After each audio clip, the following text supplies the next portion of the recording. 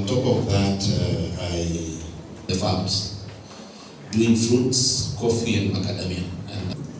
My name is Peter. I'm young. I'm Vincent, Act Alliance as well. Very, very nice to meet you all, colleagues. Thank you. I'm from Africa, and I think I'll make this gentleman somewhere.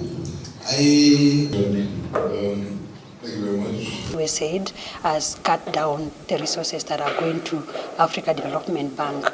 So what that means is, of course, the bank will not be able to, to achieve their commitment, especially around enabling millions of people in Africa to have access to energy. So this cut by USAID is going to affect most of the Africans in terms of energy access. The problem in Africa, many clinics do not have electricity.